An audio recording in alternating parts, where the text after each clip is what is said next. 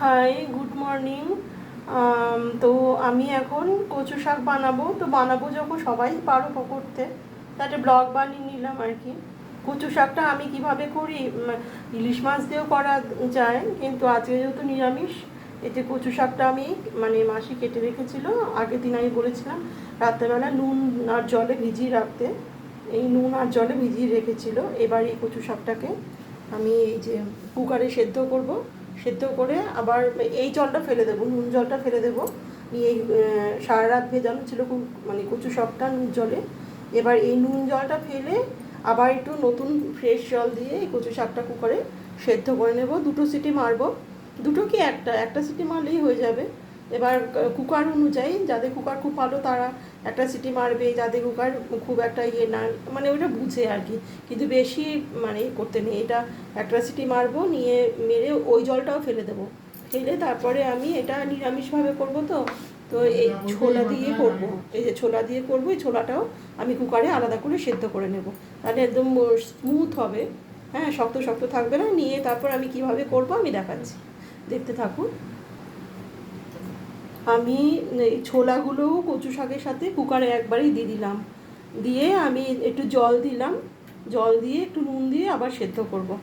করে এই জলটা পুরো ফেলে দেবো, কারণ ছোলাটা যে সেদ্ধ করব এটা থেকেও কালো কালো জল বেরোবে, তো ওইটাও ফেলে দেবো। নিয়ে আমি দেখাচ্ছি।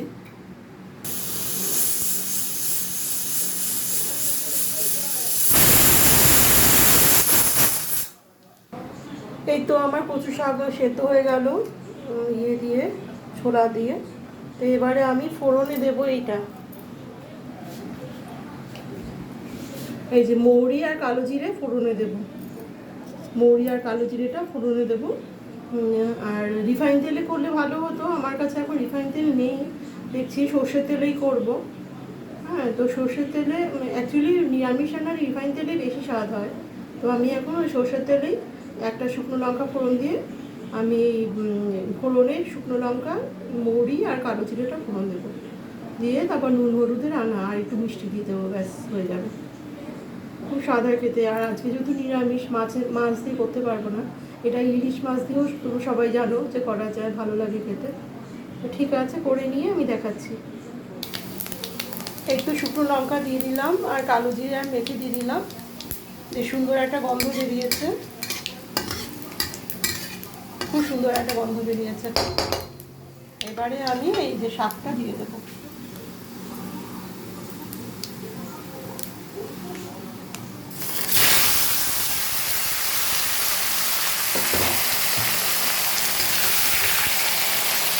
এবার এখানে আমি নুন আর করি আর একটু চিনি দেবো, মিষ্টি দেবো, দিয়ে নেড়ে চেড়ে নামিয়ে নেবো। নিয়ে দেখাচ্ছি, ফাইনালি দেখাচ্ছি। এই তো আমি নুন হলুদ দিয়ে দিলাম, একটু চিনিও দিয়ে দিয়েছি, দিয়ে এবার নেড়ে চেড়ে আমি নামিয়ে ফাইনালি দেখাচ্ছি। তো এই তো ব্যাস হয়ে গেল, আমার কচু শাক রান্না কমপ্লিট। আমার কচু শাকটা কি সুন্দর হয়েছে দেখো, দেখতে খেতেও খুব সুন্দর হয়েছে। আমার কচু শাক রান্না কমপ্লিট হয়ে গেল। ছোলা দিয়ে নিরামিষ কচু শাক কমপ্লিট হয়ে গেল।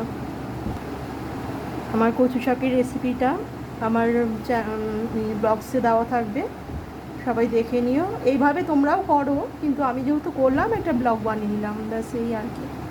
থ্যাংক ইউ বন্ধুরা দেখার জন্য।